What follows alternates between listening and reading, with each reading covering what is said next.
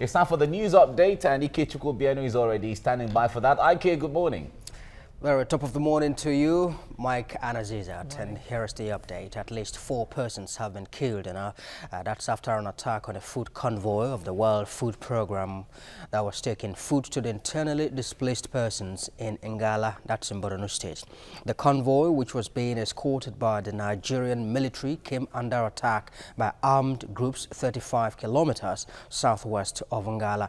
The food agency has extended its condolences to the victims' families and says it is working with authorities to locate the trucks hijacked by the attackers. The paramount ruler of Bachama Kingdom in Adamawa State is fearful that many of his subjects may not attend church services at Christmas and New Year for fear of attacks. Honest Stephen Imia claims Fulani militia are lurking around his domain waiting to strike. Residents of Bachama and some herders have been involved in clashes in recent times. President Muhammadu Buhari has tasked traditional rulers in Adamawa State to preach peace to their subjects for stability to be achieved in Nigeria. The traditional institutions in Nigeria have been described as major players in finding lasting solution to the security challenges bedeviling the nation.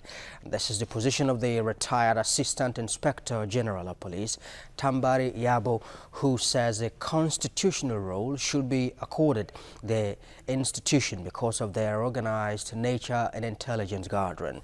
The retired police chief stated this in Yabo town in Sokoto State, where he was to band as the Garakoan Yabo in an elaborate celebration.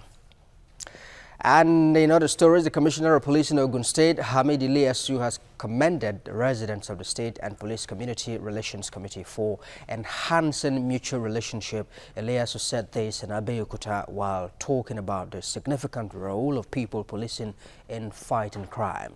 He says that the level and quality of information being provided to policemen in his command has assisted in crime busting and seeking further relationship. The Islamic State has claimed responsibility for suicide blast in southwestern Pakistan that killed 8 church worshippers and injured 45 persons. 2 gunmen wearing explosives field vests stormed the church in Quetta City where Sunday services had just opened. They exploded a suicide vest and shot at Christian worshippers before one of them blew himself up and police killed the other. Chile's new president, Sebastian Pinera, says that he will jumpstart economic growth in the country and opt for more business-friendly policies than his predecessor. Conservative Sebastian Pinera won Chile's presidential election by a wider than forecast margin on Sunday. Pinera won 54.58% of votes compared with 45.42% of the entire left Alejandro Guerra. Pinera, who governed from 2010 to 2014, won more votes than any president since Chile's return to democracy in the year 1990. And commercial traffic has resumed this Monday at the world's busiest airport, the Hartsfield-Jackson Atlanta International Airport. Flights were originally delayed and passengers stranded after a partial power outage. The outage paralyzed operations all through Sunday evening. Now, the Federal Aviation Administration said it was forced to hold back flights bound for Atlanta, while departures from the airport were also delayed and some planes held at the tarmac. The power failure at the airport was linked to a fire in an underground electrical facility that damaged substations serving Hartsfield. Well, that's the update now. Let's bring you sports in one fell swoop. NPFL hotshot Anthony Akpotu struck twice as China Eagles overcame MFMFC 3-2 to win the NPFL Invitational Tourney. That's in Kano on Sunday.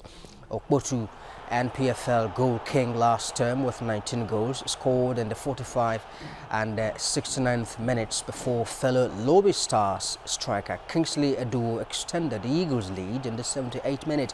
However, MFMFC staged a late rally to score through Jonathan Zikie and Chuka Owaga. The Eagles used the event as part of their preparations for next month's CHAN in Morocco, where they are drawn against Libya, Equatorial Guinea and Rwanda. They begin their campaign on January 15 in Tangier, that's against Rwanda. And Liverpool produced a dominant performance to beat Bournemouth and move up to 4th in the Premier League table.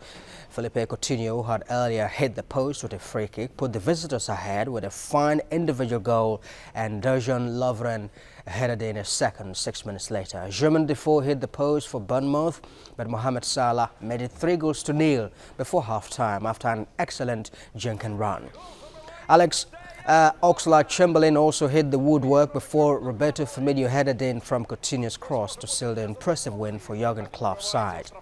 The victory extends Liverpool's unbeaten run in all competitions to 12 matches, while Bournemouth have not won in 6 games.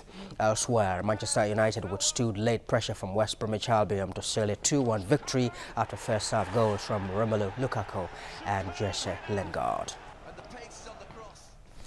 The former AC Milan and Real Madrid midfielder Kaká, a 2002 World Cup winner with Brazil, has retired from football. The 35-year-old, who began his career in Brazil with Sao Paulo, was most recently with MLS club Orlando City. Kaká played his final match as Orlando's season ended in October, and in November was reportedly offered a director role at Serie A club Milan. He is one of the only 8 players to win the treble of World Cup, European Cup, Champions League and Ballon d'Or. And Britain's Billy Joe Saunders has demanded a unification fight with Gennady Golovkin, that's in boxing now, after outclassing David Lemieux to defend his WBO middleweight title in Canada. Saunders is unbeaten in 26 fights after winning by unanimous decision, and after triumphing on all judges' scorecards 120 to 1-8, 117 to 11, 118 to 110, he now wants to face Golovkin. And in tennis, well, number 6 Justin Rose won the Indonesian Masters by 8 shots in Jakarta to seal his 3rd tournament victory in 7 weeks. The Englishman had to finish 10 holes of his 3rd round on Sunday and carded a 6-under 6-6 to lead by 3. Rose then posted 8 birdies and an eagle in the first 13 holes of his final round, closing with 6 second 62 of the week and a 29 under total. Phachara Konwatmai, that's the 18-year-old from Thailand, hit 65 to finish 2nd in the golf game. Well, that's sports. Now let's bring you weather updates to help you plan the rest of your day. Thereafter, the breakfast show continues.